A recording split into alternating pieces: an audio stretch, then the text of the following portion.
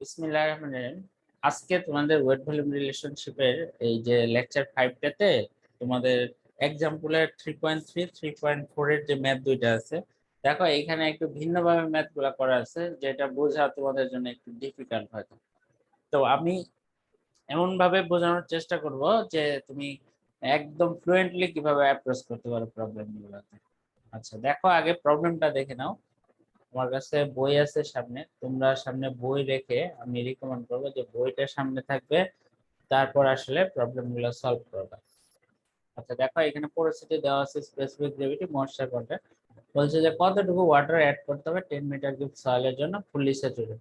আমি মনে করতেছি যে এটা খুবই ভালো একটা প্রবলেম, যে প্রবলেমটা দিয়ে তোমার ওয়েট ভলিউম রিলেশনশিপের কনসেপ্ট, সবগুলা কনসেপ্ট একদম একসাথে করা যাবে। আচ্ছা দেখো, খুবই আস্তে আস্তে আমরা জিনিসটাতে যাব, যাতে তোমরা ভালো করে বুঝতে পারো।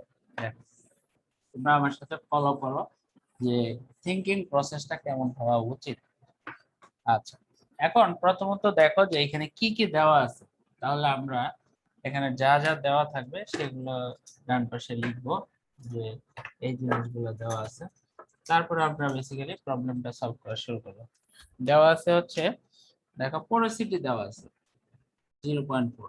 আচ্ছা, আমি যে কথাটা বলছি যে যখনই তোমার পোরোসিটি দেওয়া থাকবে, তখনই কিন্তু তুমি সাথে সাথে কি করবা, এটাকে আমাদের চেঞ্জ করে নিতে হবে, তাই না? কারণ আমরা পোরোসিটি দিয়ে প্রবলেম সলভ করার পক্ষপাতী না, আমরা বেসিক্যালি ভয়েড রেশিও দিয়ে প্রবলেমটা সলভ করে থাকি। তাহলে এখন আসো, পোরোসিটি যেহেতু দেওয়া আছে, তাহলে আমি প্রথমতই পোরোসিটি থেকে ভয়েড রেশিওতে চেঞ্জ করে নিব। তোমরা জানো যে E সমান n divide by 1 minus n। তাহলে এটা 0.4, 1 মাইনাস 0.4, তার মানে হচ্ছে 0.4 ডিভাইড বাই 0.6 কত আসে, সেটা আমরা ক্যালকুলেটর দেখি। 0.4 ভাগ 0.6, 0.667, দ্যাট ইজ 0.67। তাহলে 0.67 তুমি ধরে নাও যে আমার তাহলে 0.67 পাওয়া গেল। হ্যাঁ, চেঞ্জ করে নিলাম। তারপর দেখো কি দেওয়া আছে, একটু খেয়াল করো। স্পেসিফিক গ্র্যাভিটি সয়েলের জন্য, তার মানে সয়েলের স্পেসিফিক গ্র্যাভিটি কিন্তু ফিক্সড, আমরা সবাই জানি 2.68 আছে। ভেরি গুড, কোনো সমস্যা নেই। আর দেওয়া আছে এই অবস্থায় সয়েলের ময়েশ্চার কন্টেন্ট দেওয়া আছে, দেখো 12% আছে। আচ্ছা, আমার কাছে জানতে চাইছে যে এটাকে ফুললি স্যাচুরেটেড করতে হবে। স্যাচুরেটেড করার পরে তাহলে কতটুকু ওয়াটার আমাকে অ্যাড করতে হবে, এটাই হচ্ছে আমাদের কাছে কোশ্চেন, তাই না? এখন আসো আমরা কনসেপ্ট আগে চিন্তা করি যে কি দাঁড়াচ্ছে। এই মুহূর্তে যে অবস্থায় আছে, এই যে সয়েলটা তোমার, হ্যাঁ, এই সয়েলটার ভিতরে তোমার আমরা দেখতেছি যে এটার যে ওয়েটের রেসপেক্টে 12% ওয়াটার আছে। হ্যাঁ, 12% ওয়াটার আছে, 12% ওয়াটার আছে। কিন্তু আমরা চাচ্ছি সয়েলটা স্যাচুরেটেড হয়ে যায়, তাহলে কতটুকু পানি আরো অ্যাড করতে হবে। তার মানে তুমি চাচ্ছ এই পুরোটাতে যাতে ওয়াটার আসে। আচ্ছা, এখন এই সয়েলটাকে যদি আমি 100% স্যাচুরেশন করতে চাই, তাহলে কত পার্সেন্ট ওয়াটার থাকলে আসলে 100% স্যাচুরেটেড হবে, সেটা বের করতে হবে। তাহলে আমরা জানি S ইন্টু E সমান W ইন্টু GS। যে কোনো সময়ে সয়েলের ময়েশ্চার কন্টেন্টের সাথে ডিগ্রি অফ স্যাচুরেশন সম্পর্ক হচ্ছে এটা। এখন আমি যদি বলি যে আমি 100% এর জন্য করতে চাচ্ছি, S সমান 1 এর জন্য আমি যদি বের করি, তাহলে আমার সয়েলের E দেওয়া আছে 0.67 সমান, আমি এটাকে W1 দিয়ে দিলাম। W1 এর ভ্যালুটা কত আসবে সেটা বের করতে হবে। আচ্ছা, অথবা এটা W1 থাকুক, এটাকে আমরা W2 বলি, তাহলে আরেকটু ইজি হবে। তাহলে আমার এখান থেকে W2 আসতেছে কত পার্সেন্ট, দেখো তোমরা 0.667 অথবা 0.67 দিয়ে করি আর 2.67, তাহলে আমার আসতেছে 0.25। দ্যাট ইজ আমরা বলতে পারি যে W2 যদি তোমার 25% হইতো, তাহলে ফুল সয়েলটা ফুললি স্যাচুরেটেড হতো। খুবই রিজনেবল একটা বিষয়, যে 12% ওয়াটার ছিল, তখন সয়েলটা স্যাচুরেটেড ছিল না। এখন তুমি কি করছো, সয়েলটা 25% যখন ওয়াটার হচ্ছে, তখন তোমার সয়েলটা কি হয়ে যাচ্ছে, স্যাচুরেটেড হয়ে যাচ্ছে। আচ্ছা, এখন তোমাদের এই যে রো দিয়ে কিছু প্রবলেম করাইছিলাম, তোমাদের মনে আছে কিনা, যে আমরা যদি বলি, দেখো একটা হলো রো 2 আর একটা হলো রো 1। হ্যাঁ, ধরো রো 2 হচ্ছে এটা ধরো 12%-এর জন্য রো, এটা ধরো 25%-এর জন্য যদি রো হয়, তাহলে আমরা বলতে পারি না যে এটা 1 মিটার কিউব সয়েলের ভিতরে, একটা 1 মিটার কিউব সয়েলের 12%-এর যে ডেন্সিটি এটা, আর 25%-এর ডেন্সিটি এটা। তাহলে এই দুইটা বিয়োগ করলে কি হয়, এর ভিতরে কতটুকু ওয়াটার লাগলো সেটা বের হয়, গত প্রবলেমটাতে করছিল।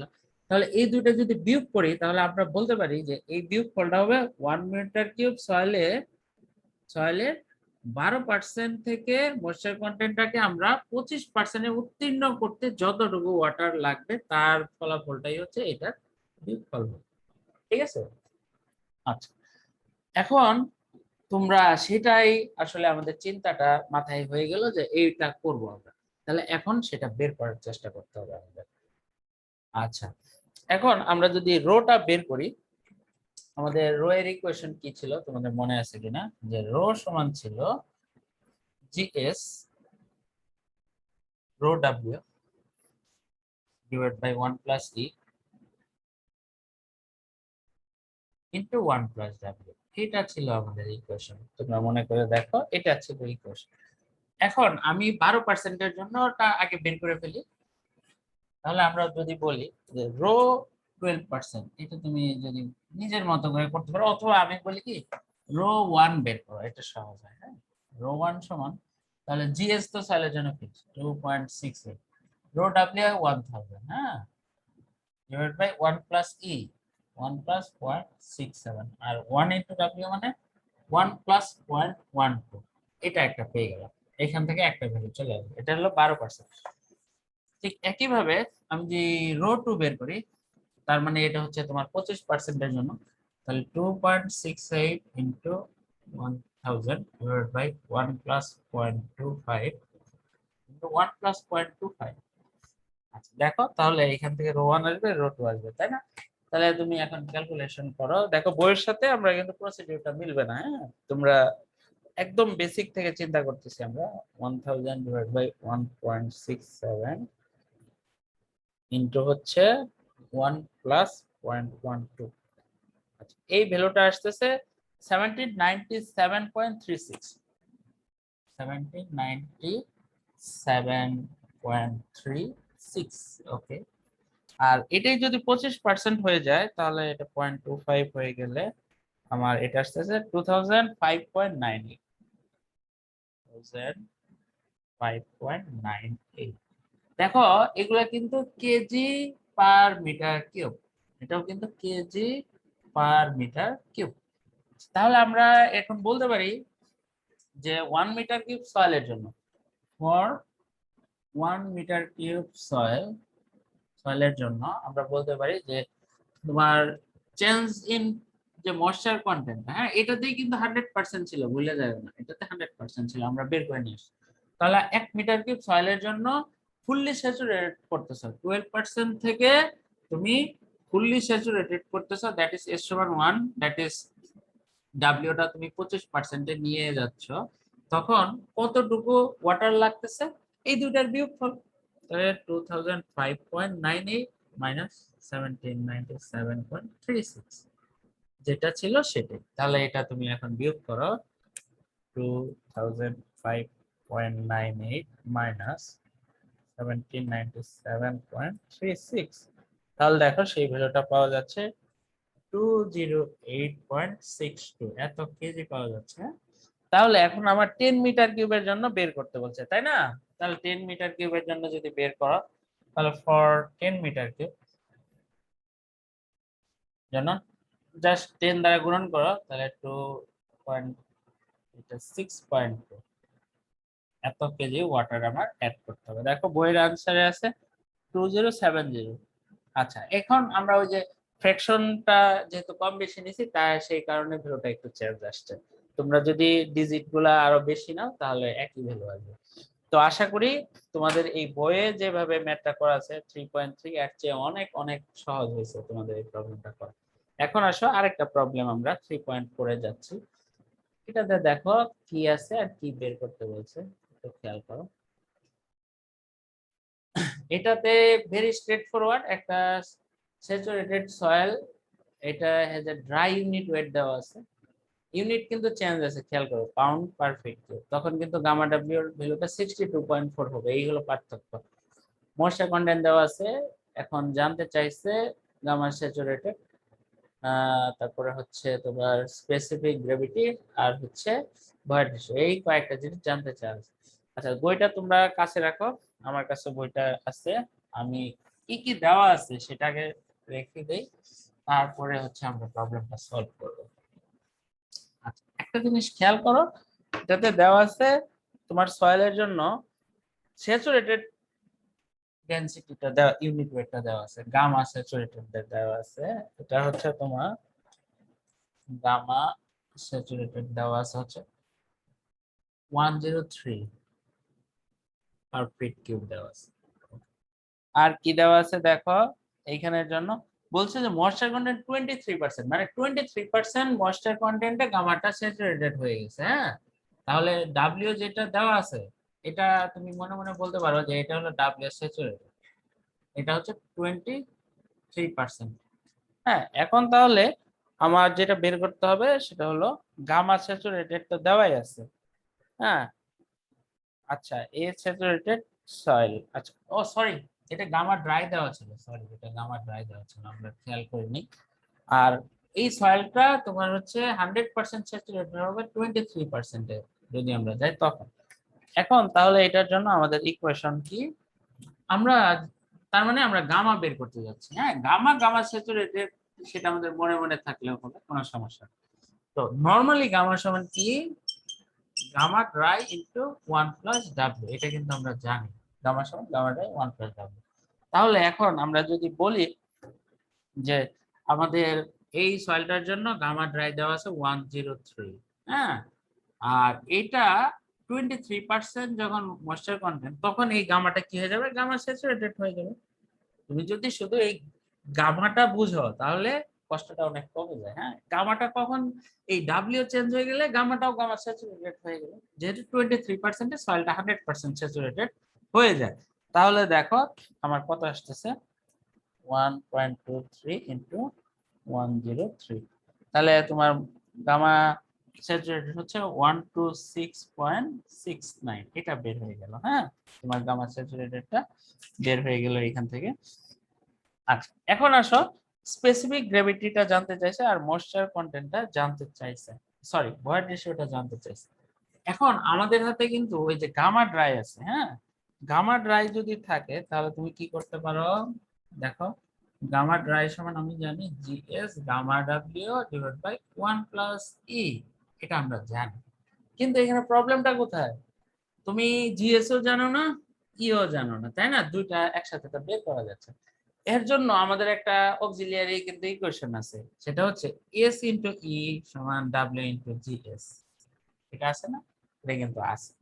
এখন আমার এই মুহূর্তে এস এর ভ্যালুটা, যেহেতু সয়েলটা 100% স্যাচুরেটেড 23%, এস এর ভ্যালু যদি 1 বসায় দেই তখন এটা কত হয়ে যাবে, 0.23।